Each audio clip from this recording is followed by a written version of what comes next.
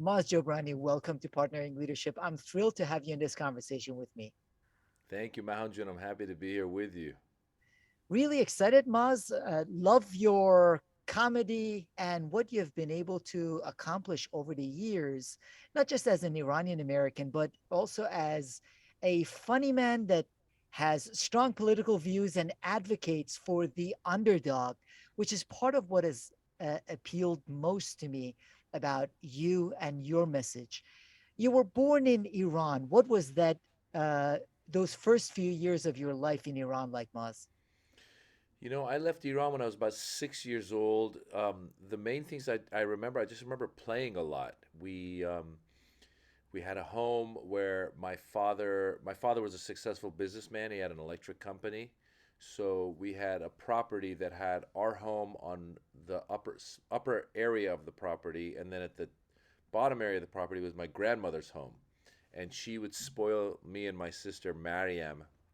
We would go down to her sometimes, and she would give us money to go get candy. There was a store down the street. We'd get candy. I had my cousin Solar, who was about my age, and we would run around the property playing. And I remember we had a lot of Western influence. I had comic books like Spider-Man and Batman, and we would try to recreate those. I remember seeing Rocky in Iran when I was a kid. I was probably too young to see it. And a quick story that was very interesting recently in LA, just maybe 6 months ago, I was doing stand up comedy, and Sylvester Stallone was in the audience. And I probably saw Rocky at least 40 years ago. It must have been like 19, I'm going to guess 76 or so, something around there. And I went up to him after the set and I shook his hand. I said, "Hey, I saw your movie in Iran. It was the first movie I ever saw, maybe 40, 45 years ago." And he goes, "Oh, really?" And I go, "Yeah." And that was it. So during those days, Maz, in Iran, what did you want to be before coming then to the US? As a kid, I probably wanted to be a soccer player. I loved soccer. I had my cousin who had visited America. He would come back and bring me always some soccer gear. So I'm guessing my early fantasies were to be a professional soccer player. And life has its own plans. So what ended up having you spend most of the rest of your life or rest of your life up to this point in the US? So the revolution was about to happen. So what happened was my father was on business in the U.S., and it was late 1978. Protests had started already against the Shah of Iran, and day by day the protests seemed to get more and more intense. And my father told my mom, he says, "Why don't you bring me and my older sister?" He goes, "Bring them to the US for a couple of weeks during the winter break, the school winter break, and maybe things will quiet down and you can go back." Well, I always tell people, I always say we packed for 2 weeks and we stayed for 40 years. We'd even left my baby brother back in Iran when we first came because we thought we'd be back soon. I remember leaving. He was a baby. I remember kissing his little baby shoes on the way out in the middle of the night. And as I think it's a story of many Iranians and probably many immigrants. I mean, that's one of the reasons I'm a advocate for immigrants is because I always remind people that most immigrants aren't in a fantastic situation in their countries and getting up and coming to America. Most are fleeing a bad situation and they appreciate America, and we end up here. So that's what happened. There is a lot of love for this country and the opportunities it gives to people, especially those people that run away from persecution and other things in their home countries. Now, you wanted to stay for 2 years. You wanted to stay for a couple of weeks. It's been 40 plus years. Maz, what a lot of listeners might not know, that there are still Iranians that are waiting and thinking that any day now they're going to go back to the way things were 40 plus years ago. Yeah, that seems to be a common thing in the Persian community, and I guess again I'm going to guess other some other immigrant communities, maybe Cubans, maybe some others think that oh, we'll go back once things get better.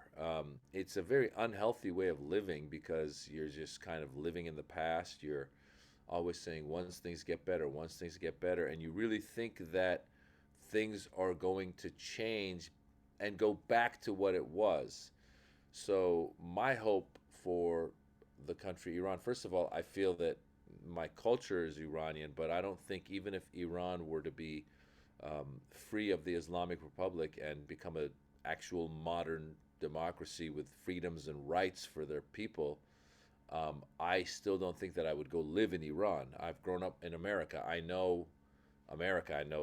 I speak Persian, but English is my most comfortable language. So I could never imagine going back. But I do understand when there are people that are, let's say, of the older age. You know, my parents came here when they were in their 40s. It really flipped their lives upside down. So, or my dad was in his 40s, my mom was in her 30s. So I understand when those people sometimes do want to go back or do move back. My father actually did move back after 10 years in America, where he actually had come to America as a successful businessman with some money, but ended up losing a lot of his money in bad real estate investments. And so he went back and lived the end of his life back there. So I do understand those people who would want to go back, but um, it's also an unhealthy way of living if you're not able to adjust and move forward. You know, interestingly enough, it made me think two thoughts came about. One was during the pandemic when we were all on lockdown and we were all waiting to go back to normal. I told my wife, I said, you know, I said, imagine, I said, it really hit me that my parents and others were waiting to go back to normal for 40 years and it just didn't happen. So imagine being in the pandemic, like lockdown pretty much for 40 years. That was one thought that came to mind. And the other thought that comes to mind is as we're in a country that's divided right now, the United States, sometimes I think to myself, what happens if, you know, God forbid a civil war were to break out and I were to have to grab my kids and wife and run out of this country? That would be like replaying my childhood. So, I mean, it's unfortunate. It really is. A lot of things are possible, Maz. January 6th, we saw what could potentially even happen in this country. So we can't take any of our freedoms for granted, which is part of what I love about, as I mentioned, your uh, comedy, in that you don't shy away from politics. And I know you get some backlash from whether it's Iranian community or others, but why do you get involved in politics? You know, I think you talk about what interests you. So if let's say you're some young guy who's dating, you know, a lot of comedians have a lot of jokes about dating and women and different women and all that stuff. Or, you know, it's just what interests you. And for me, it's always been an interesting subject. You know, I came first of all when I first came to America. Imagine this, you know, and you know about this. It's we we were the one of the first groups of immigrants who came to America and were quickly vilified because the people from our home country took the people of our new country hostage. And so then we were the ones who were getting all of the brunt of it. You know, they would call you effing Iranian, they would beat you up. I just ran into a friend of mine the other day who was a year older and he said, yeah, I remember. He goes, around that hostage crisis, he goes, he goes, the older kids would take him and hold him hostage like as a game. They would play hostages, like cowboys and Indians, but hostages and hostage takers. And the Iranian kid was the hostage in America. So I think early on I saw how the misrepresentation of a complete group could have detrimental effects on individuals that had nothing to do with this, you know, what had happened in this world geopolitical situation. So and then as I grew older, I became interested in history and political science. I studied political science in my undergraduate years, and so I had an interest in it. So when I first started doing stand up, I took a stand up comedy class, and they would tell you to talk about what you know. And one of the things that set me aside from all the other kids was talking about being Iranian in America. And inevitably, that would lead to talking about being misunderstood as an Iranian in America. Like one of my earliest jokes was, you know, as a kid growing up in America, it was hard because I could never get any kid to spend the night, because we'd call the parents and my mom would say, "Yeah, we would like for your kid to spend the night. We're gonna just keep them for a day or two," and they would think we're gonna take them hostage when we're saying, we're gonna keep them for a day or two. So it was a silly joke, but it came from that point of view. And then once September 11th happened, for example, even though Iran had nothing to do with it, as we know, there was a big anti-Muslim backlash. I'm not that religious. I actually say I'm Muslim-ish, but again, I felt like, okay, we need to present the other side of the people that I, in a way, categorically represent, whether it's Iranians or Arabs or Indians or whoever that's Muslim or brown. I want to be funny on that stage, and I want people to see it and go, "Oh, wait a minute, I'm an idiot. I just put everybody into this box that they're all terrorists." But in reality, there was 19 terrorists, and sure, there was other people that maybe supported them, but a majority of people are good. So anyway, it all became pretty personal at times, and if you can make it funny, then it's good to talk about it. If you can't make it funny, and if you end up on stage getting into arguments with people, then you better rethink your strategy. Yeah, actually, I find humor is a great way for us to challenge our own assumptions and other people's assumptions. It's a lot more likely for people to be willing to challenge their assumptions when you approach it with humor. Now, Maz, I wonder, at what point did you realize that you were pretty good on stage, that this is something you wanted to do? Well, as a kid, I grew up in Northern California, and I fell in love with Eddie Murphy when I was a kid. I was like, that's my guy. So I wanted to be a comedian. And then at that point, my immigrant parents were saying, no, you're not going to be a comedian. You're going to be a lawyer, doctor, engineer, one of those, right? Um, and so in the seventh grade, I auditioned for the school musical. I got in. I was very, I took to it right away. The director said, when you're in a musical, when you're singing and dancing, you always have to be smiling on stage. And I kind of, in analyzing it, I thought maybe, being an Iranian or an immigrant kid, I was taught to listen to my elders, whereas I think a lot of American kids talk back to their elders, and we don't talk back to our elders. So I think what had happened was that had something to do with it, because this director, Mrs. Bombright, Shirley Bombright, had said, "Smile on stage." And one day I show up and I'm under the weather. I have a cold. I say, "Miss Bombright, I know I'm just a background dancer, because I'm one of the younger, because we had seventh and eighth grade. I was in the seventh grade. I was a backup dancer, a background dancer." And I said, "I know I'm just a background dancer, but I showed up because you said you should always show up and be here for the cast." And that's it. She said, "Okay, great." So I get on stage. I'm singing. I'm dancing. I'm smiling. She stops the whole rehearsal. "Stop! Everybody, stop! Stop! Look at him! Look at him! He's sick. He's here. He's smiling. You all should learn from him. You got to learn." And I'm looking around and go, "Oh, wow, this is pretty cool." So it was positive reinforcement. Felt good. Fell in love with being on stage. The next year, I do the school play. I'm one of the older kids because we're in the eighth grade now. And I get the lead, Little Abner, and Little Abner, which is like, I'm this Iranian American kid playing this, hillbilly dude. And so I was comfortable on stage from that age. So I was good at being on stage. I kept doing plays. I loved being on stage. I always did well. My teachers would always say, "You have what it takes to make it," my acting teachers. And I would say, "I don't know what that means, but thank you." So the one thing that I did fear, though, I feared doing stand-up comedy, because when you're doing a play, it's other people's words. You're an actor. There's a director. If it doesn't go well, it could be anybody's fault. When you're doing stand-up, it's your words. It's your point of view. So I was really worried to put my voice out. And when I was 17, I tried to do a stand-up comedy show. It was a talent show. I tried to write material about. It was basically all sexual material because I was a 17-year-old boy. And I would write it down, and I would think, "Oh my God, this is brilliant." And then the next day, I'd look at it and go, "Oh no, this is horrible." So after a while, I chickened out. And again, at the uh, uh, encouragement of my parents, I decided, you know what, I'll just make this a hobby, and I'll go be that lawyer that my parents think I should be. So undergrad poli sci, but always like took an acting class in college. then decide I'm not going to be a lawyer, I'm going to be a professor. So graduate school, poli sci. But I go over and I start doing plays in the theater department. Love being on stage. I'm alive on stage. Like I love being on stage.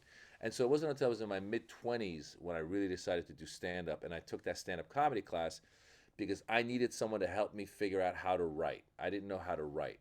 And that really helped me. And then when do you find out you're good at stand up on stage? At first you think you're good because when you're first performing, you're performing in open mics with a bunch of other not good amateur mediocre comedians. And all you got to be is a little bit better than the really bad comics. And so I had the stage presence and I'm like, "Oh, I can stand on stage and tell jokes." And early on, we do something called bringer shows. A bringer show is where every comedian on the lineup brings 4 or 5 audience members. The idea being that none of us are known, so we can't just put our name on the marquee and hope people show up. So everyone bring a relative, bring a friend. And I was pretty good at bringing people. So I would do my shows, and my family, my friends, whoever they were, they'd be laughing. And I'd be better than the people that were bad. But then when I became a regular at the Comedy Store, which is one of the meccas of comedy in Los Angeles, I remember going up on stage after other professional comedians and with an audience that wasn't my audience and just kind of having like death for 15 minutes. And I realized, oh wow, I really got to work on this. And so I always tell comedians, I say you got to get on stage 5 to 10 times a week, and you got to do that. You do like 10-minute sets, 15-minute sets. No one's giving you an hour. You're doing 10, 15-minute sets. And you do that for 5 to 10 years, and then you start to get better and better. So more recently, in the past, I've been doing this now for 24 years. In the past 4 years, I know I've been on stage at times thinking to myself, oh, wow, I'm really good at this.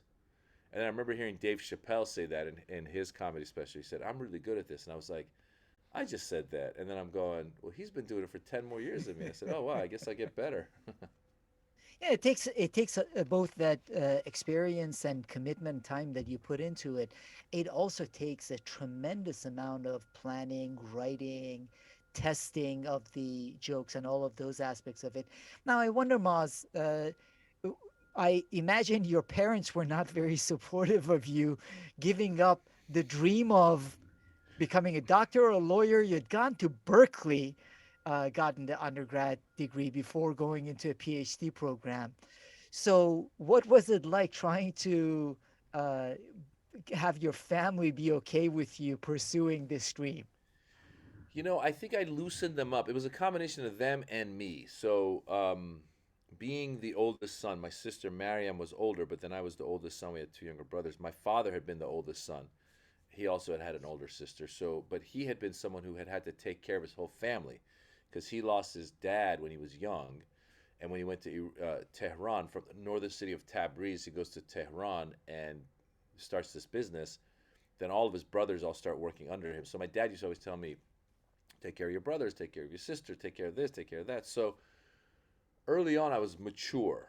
And then I think because of that, I also had a little bit of confidence to be the one who would, maybe if we needed permission from my dad to go somewhere or do something, I was quite often the one put up to do that. And then I think my junior year in college, I went to Italy to study abroad. And my father had recently gone back to Iran at that point. So when I wanted to go to Italy, my mom and my aunt, who's my mom's sister, kept telling me, you should stay in America, be near your mom. She needs you now more than ever.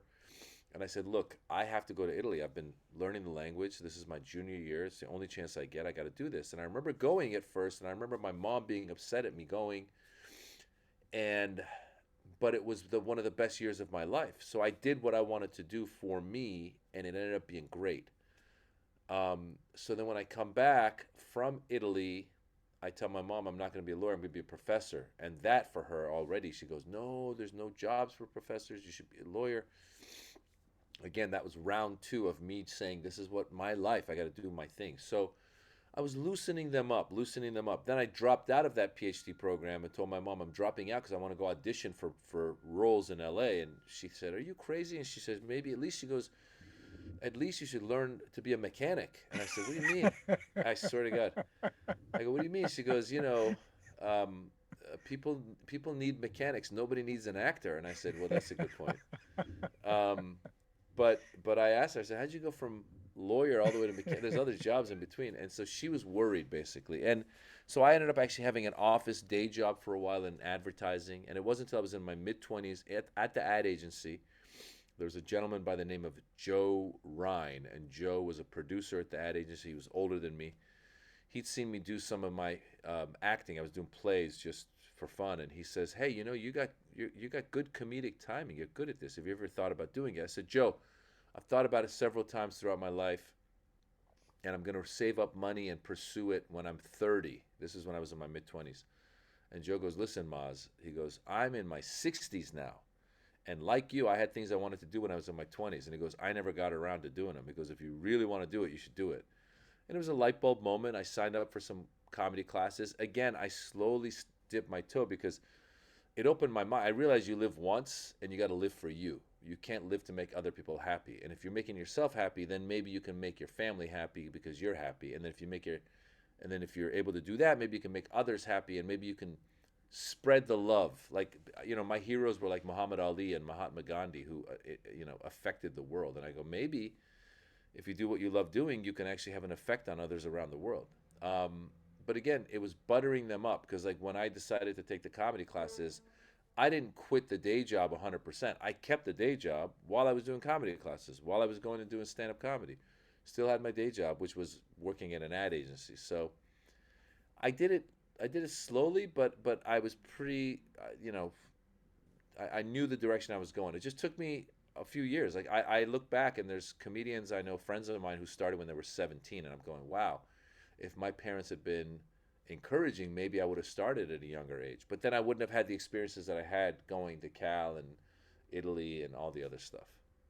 And all those experiences fed into what eventually became your comedy. You got into comedy and some acting a couple of years before 9/11, which really impacted so many people, so many lives, most especially how people viewed anyone of Middle Eastern descent, including Iranians. As you said, they had nothing to do with the 9/11 attacks, but still, I still remember in all of our family's cards, everyone put a US flag on the cards. On the house, we put US flags. It's like, we are not one of them. Yeah, So, yeah. how was it trying to break into comedy and acting at a time when all of a sudden, again, the stereotypes of Middle Easterners became the worst they have been in generations? Well, like you, I actually got that flag. I put the flag in the back of my car. I remember pulling up to the comedy store. There was a comedian named Marilyn Martinez. She started laughing. She goes, "Oh my God, Maz Jobrani's got a flag on his car." I was like, "Hey, Marilyn," I go, "They're shooting Indian Sikhs. I don't need them. You know, I guess racists don't understand nuance. They don't know the difference between a terrorist and a regular person. Nor do they know the difference between any country in that part of the world." I started in '98, and again, I was talking about things that I knew. And a lot of times when people ask me, they go, "Oh, wow, September 11th must have changed your life." I go, "Well, the truth is, no, it wasn't that different because before September 11th, let's go back to the hostage crisis. I'm a kid. Hostage crisis happens. They call you if an Iranian. Your Iran's in the news every night. Nightline. Nightline became Nightline because of the hostage crisis. It was originally just a show called The Iran Crisis America Held Hostage. And I think on day 141 or something, they changed it to Nightline. So that was happening. Then that finishes. Then you have Iran Contra. Now that's happening. Then that finishes. And you have Not Without My Daughter, the movie with Alfred Molina and Sally Field. So it's constantly the idea of being uh, considered a terrorist hadn't changed in 30, 40 years. Because, by the way, every time they showed Iranians, they would show the mullahs with the turbans, and you go, okay, this is not good.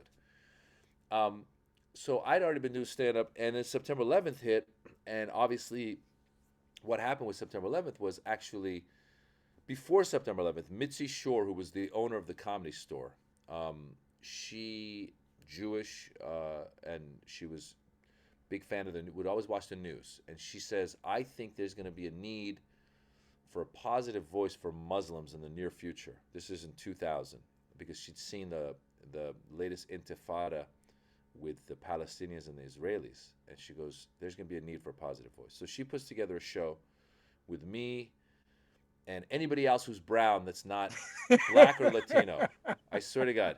We had my friend Ahmed, who's Egyptian. Then we had Aaron Cater, who's Palestinian. But then we had a friend of mine, Sam Tripoli, who's half Armenian. We had an Indian guy. We had a white girl who did a belly dance, so she threw her in.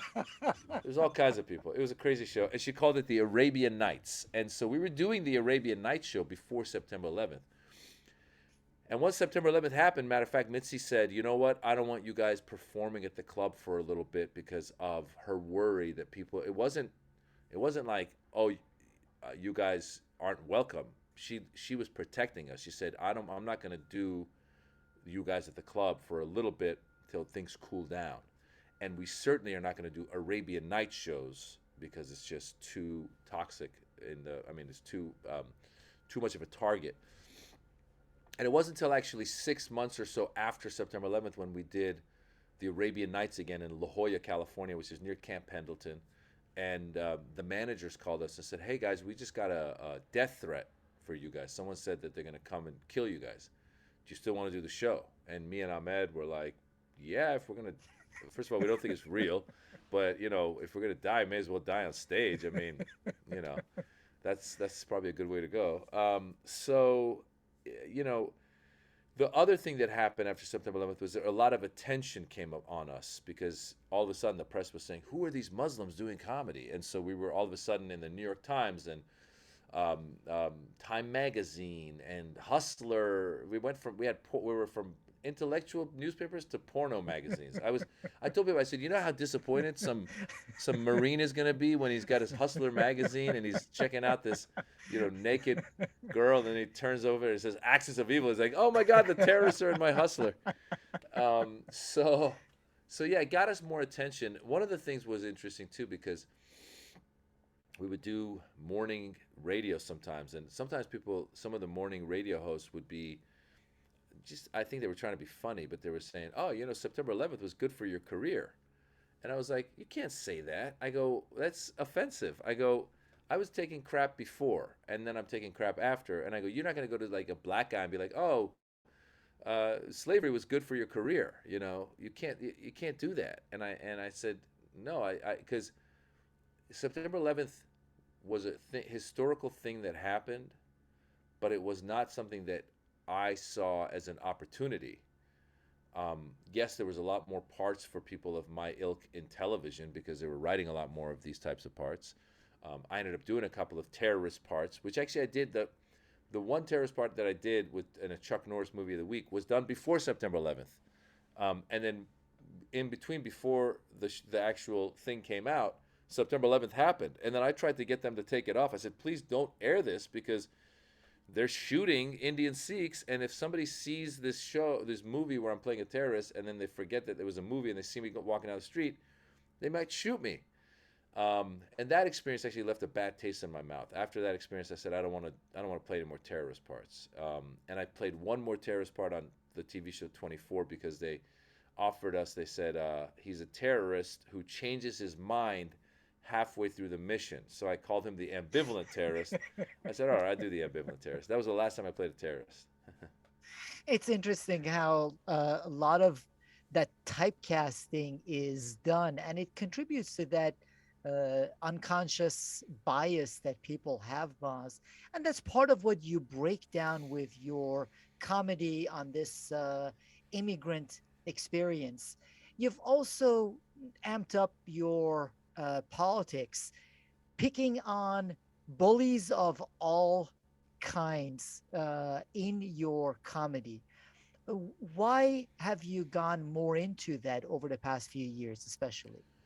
Well, I think first of all, I think part of it is that since I was a kid, I've always been an advocate for the underdogs. I remember telling my younger brothers to always stand up to the underdog, always defend whoever's getting bullied. I tell my kids that all the time. My heroes were Muhammad Ali, who stood up for what he felt was right. He gave up his champion championship belt, because he said, "Why am I going to go kill, he said, the yellow man, which is, the Vietnamese. I have nothing against them. So if you can stand up for things that you believe in, I'm a big fan of that. Colin Kaepernick, I'm a big fan of and any kind of artist who has makes a political statement. So for me, for comedically, guys like Richard Pryor and George Carlin, um, and those types of guys, and then later on all the Daily Show guys. Currently, I watch Colbert's monologue pretty religiously. I watch it every night to get some of the news. So I've always been a fan of that stuff. Public Enemy had a song. It was called "He Got Game," and at one point there's a lyric in there, something along the lines of like, "F the game if it ain't saying nothing," or something like. Basically, you can have game, but if you're not saying something, what's the point? And then obviously with the rise of Trumpism, I saw a major bullying, major hypocrisy, I saw major charlatan. It's like that blew my mind. The fact that like the fact that Trump rose the way he rose. Listen, I have friends that are Republican and I have friends that are Democrat. I'm very left leaning myself, and I say if my Republican or conservative friend comes to me and says, "This is what I believe when it comes to abortion and gun rights and taxes," I'm going to disagree with them, but I'm going to say, okay, we can have a conversation, and maybe one day one of us will see the world the way the other does. But I still don't understand how anybody fell for the the Trumpism and all the lies and all the stuff that he was doing. And then, like again, maybe if you say, okay, Mitt Romney, I go, okay, I disagree with Mitt Romney, but at least the guy's got some decorum. The guy is not going to come out, and even George Bush, if you remember, after September 11th, he made a point of saying this isn't a war against all Muslims. He went out of his way. So when I saw Trump talking about the Muslim ban and Mexicans are rapists and drug dealers and all that stuff, I go, what the hell? And I really jumped hard on social media, wherever I could, um, criticizing him, trying to expose that hypocrisy, trying to reiterate, because he was clearly lying in many cases. He was clearly vilifying groups, but people started to come on board. It was actually kind of sad to me to see the hatred that people had, that there was hatred like that hidden underneath, and people were just waiting for the excuse for the bully to start bullying, and then they got behind the bully and they started bullying as well. And one of the biggest shockers was my own community, Iranian Americans, that became so hardcore pro Trump that they would argue or disown me. Some people would say, "Oh, you're a disgrace to Iranians," and this and that, and they start making lies up about me, saying that, oh, somehow I am funded by the Islamic Republic of Iran. And I would say, well, where is that funding? Because I could certainly use some money. I'm trying to remodel my house. So it was pretty crazy. And as we all know, there was actual funding from the State Department for certain groups to go after other left-leaning or liberal-minded people like myself and others on social media. And really the argument, because I think what happened was a lot of Iranians fell for, Trump had this tendency to say things and just not do it, right? I'm going to build a wall, Mexico's going to pay for it. Well, it didn't happen. I'm going to have a healthcare plan that's going to be the best healthcare plan. Didn't have a plan, but was trying to disband the actual plan that we had. I'm going to have, the coronavirus is going to disappear next week. Oh, it'll just go away magically in the spring. I mean, it just makes stuff up, right? Similarly with Iran, he was saying, I'm going to get out of this Iran deal, which is the worst deal ever, and I'm going to have the best deal. And also, I think a lot of Iranians thought that he is going to get rid of the Islamic Republic of Iran somehow. And so I think a lot of Iranians bought into that without taking the next step of going, well, then how do you do it? Because you can't just magically just lift up all the mullahs and all the clerics and the Islamic Republic and just move them and just have a democracy. So really the only way to do it would be to attack, probably. And I'm thinking to myself, oh gosh, if there's a war with Iran, as much as I hate the leadership of Iran and the government of Iran, a lot of Iranians would die, innocent Iranians would die, similar to what we saw in Iraq. And maybe it would become an unstable place where who knows who would take over. So, all of that to say, a lot of Iranians were coming at me, and I just tried to, hold my own. And I said I would either ignore them if they were trying to really drag my name in the mud, or I would say, listen, this is who I am. And I mean, and even obviously non-Iranians at my comedy shows. One of my clips that was on YouTube is if you Google Maz Jobrani Trump heckler, it's this lady at one of my shows, and I'm doing my Trump jokes, and she's drunk, and she starts going, I as a woman, I'm offended, and she's offended about my Trump jokes as a woman. I don't get that. You should be the opposite. You should be offended by Trump's words as a woman. But I basically had learned at a certain point because as a comedian early on, if somebody yelled, I would yell back, and it actually derailed the show.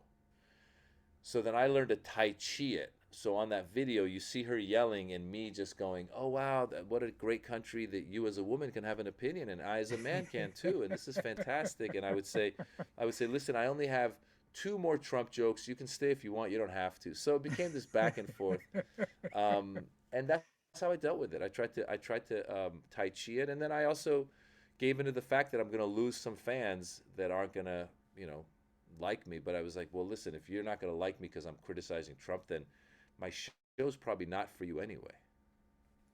And Maz, I talk a lot about organizational purpose and organizations aligning what they say and do along with their core values. And some people get turned off by that, an organization that takes a stand. That's quite all right. Other people are more attracted to it, but beyond that, it's the right way to approach it. One of the beauties of this country is giving people the opportunity and the voice to speak up. And again, part of what I've loved is that you both speak up for yourself, but also you speak up for the underdog. One of the frustrations with some of the immigrant communities, including our own, is that once people have settled after 30, 40 years, they say, I'm good. Don't let anyone else come in. Right. Yeah, When I yeah, wanted to get out of Iran, when I wanted to run away with my family, the country should have embraced me. I'm glad they did. But now, when these other people want to come, I don't know about them. yeah. I think life is. What's the point of life? I think one of the points of life is to love your family, love your children, love your friends, love what you do, love your experiences. But another point of life is to help, and helping that feeling you get, even if you give $1 to some guy on the streets, you feel like, oh, I did something good. And even further, if you can become an advocate for somebody, or if you can help somebody, as you just said, get their voice out, or whatever you can do, and that feeling is a good feeling. So when the Muslim ban happened, that was an atrocious affront to me. I I was a little like, oh my God, what's going to happen? There's these protests, and I'm thinking, should I go down? Is it going to be hectic? Is it going to get violent? And I go, you know what? I got to go down. So I got an Uber, and I had some people that I knew that were down there, and I went down there. I went down to LAX, and I protested, and it felt so good to be there and showing it on my social media and making my voice heard, and then going on and turning it into part of my stand up and putting it on my Netflix special, and just getting the word out like that. It helped. It helped me, meaning it helped me feel full, feel whole. So to be someone who comes in and goes, no, I don't want to try to be a part of any other thing, in my opinion, that's leading a pointless life. You should if you got in, you should turn around and help. Now maybe you're a lawyer, you can help that way. Maybe you're a store owner, you can show up and give free food, whatever it is, but you should be involved. You shouldn't think, oh, I'm good, no one else, I'm not going to take care of anybody else. I think that's a big part of life. And your empathy and compassion is part of what contributes to your comedy. So you've been very successful with the comedy, with some roles in sitcoms and movies, from being with Curb Your Enthusiasm with Larry David to also funding your own movie, Jimmy. Vestvood. uh, so you had lots of success.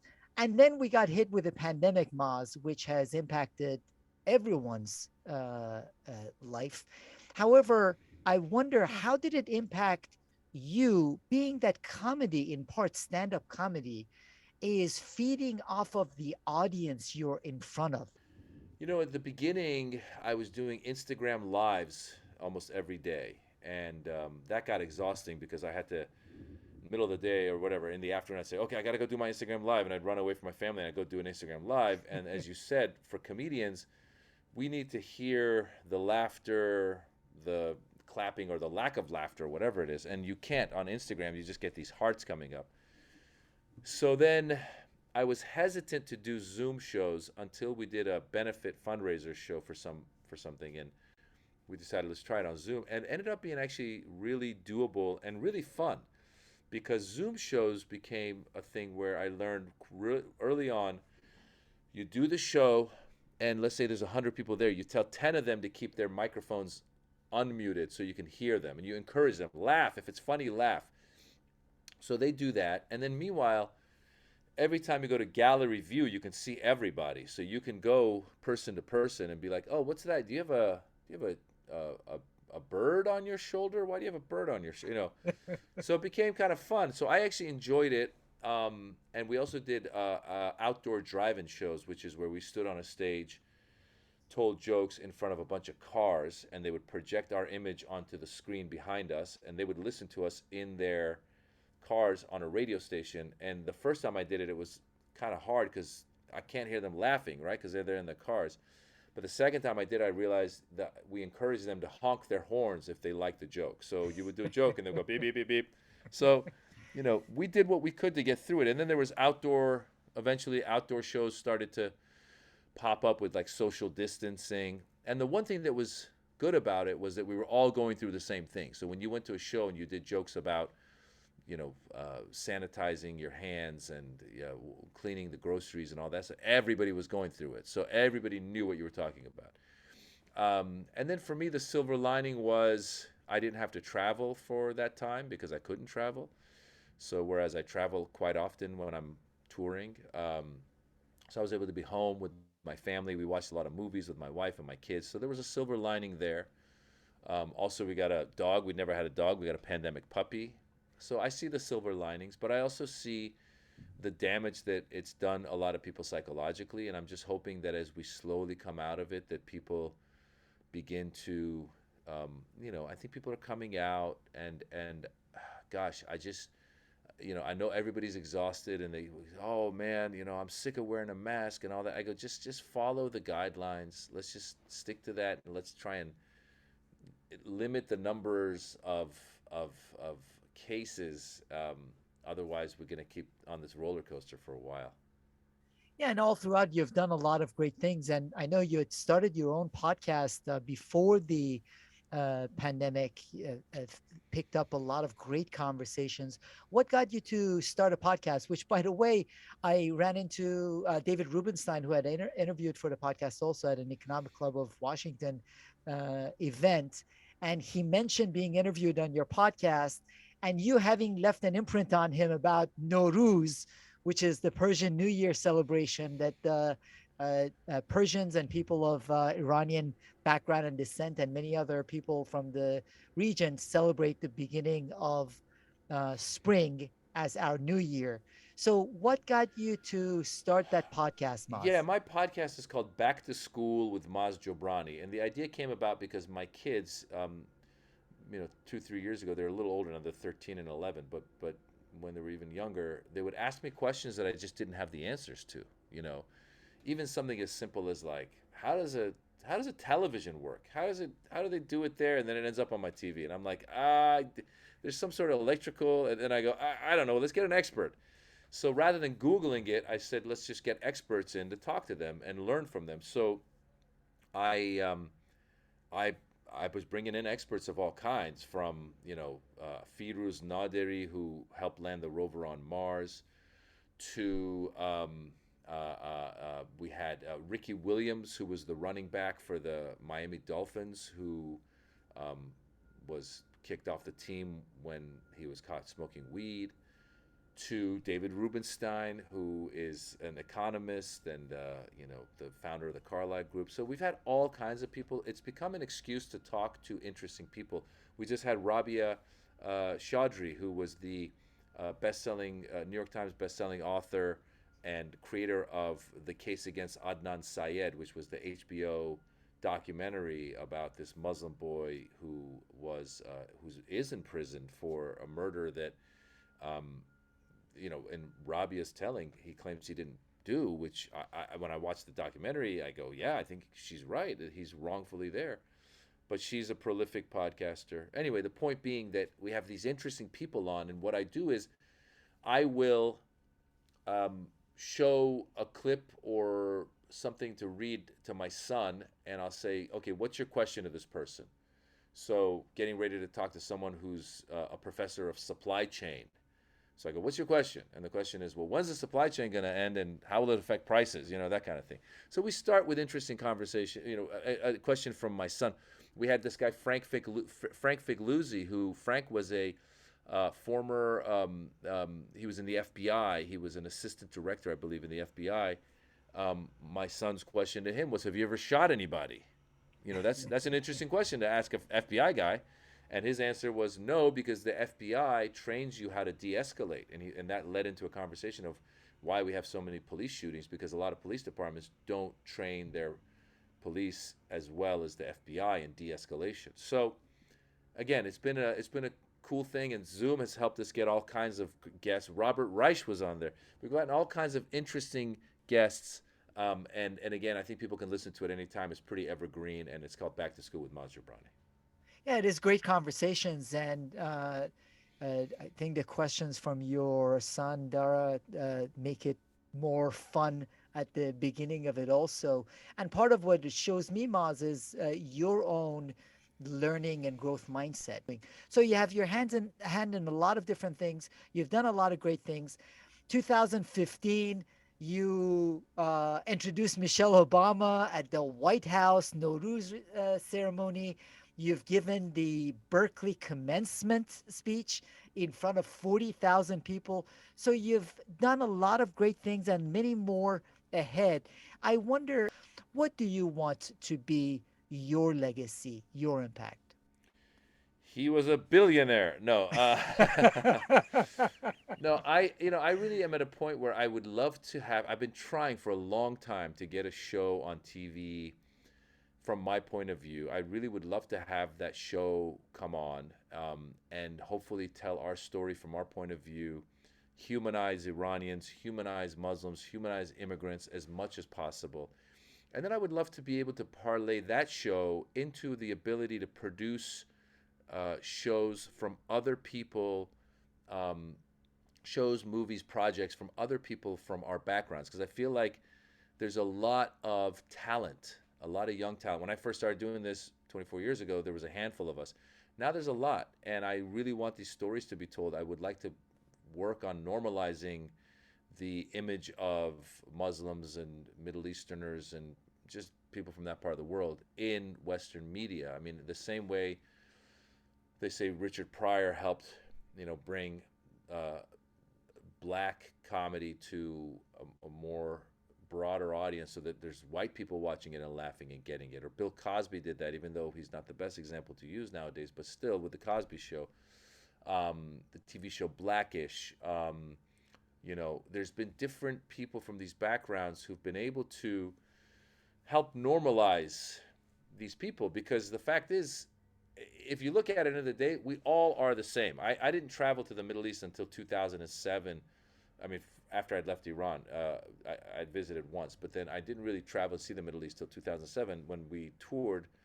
The Arabian Nights had become the Axis of Evil comedy tour. And you go to places like Egypt and Beirut and Kuwait and Dubai and all these places, and you realize, end of the day, everyone's just trying to feed their family, maybe have a laugh, just live life. And so, if I can help other people in this country realize that the people from my part of the world just want that, then I feel to me that would be a great legacy if people could say, "Oh, he was the guy who had that show that showed that Muslim family that wasn't even that religious." Because the truth is, a lot of Iranis aren't even religious. But they had one relative who was religious, who ended up being the nicest guy in the whole show. And the truth is, again, I have one of my cousins is one of the nicest. He's the only guy who prays, you know, you know, as a religious person in our family, and he's probably the nicest one in my family. So I would hope my legacy is the person that helped do that, and then really help others as much as I can. I mean, I stand behind that. I'm not just saying that as like a cliche. I would love to be able to help others in any way possible because Lord knows we have a lot of problems that we can attack. We do, and I really appreciate the joy you have brought to so many people's lives, Maz, advocating for people, and at the same time, bringing a lot of smiles and laughter into people's homes and lives. You're going to be in Washington, D.C. on March 19th and Eight, 20th. no, it's 18th and 19th. It's a Friday and a Saturday. We're doing the Kennedy Center. Friday night's the big room, which is like 2,300 people. We've done it in the past. It's a lot of fun. And then Saturday will be the smaller room, which is about 400 or 500 people, a little more intimate, but it'll be fun again. I have a great lineup. It's me, Tehran, who's a lot of people know he's half Persian, half black, very funny comedian. He's been my opening act for a couple of years now. I have a lady by the name of Zarna Garg, who's an Indian lady out of New York who started comedy later in life but is very funny. And I have a musician by the name of Danny Asadi who does really cool experimental music, and he's going to open the show. And so I think it'll be a perfect way to celebrate the spring. It's right before the Persian New Year. So I'm looking forward to coming out. And then I continue to tour all over the US as well as Canada as well as Europe. I'm everywhere. So people can just go to mazjobrani.com to find those dates, or they can go to @mazjobrani on Instagram or Twitter, and I'm always announcing stuff. Really appreciate you joining this conversation, Maz. Thank you so much. Thank you, Mahanjun. Have a great day.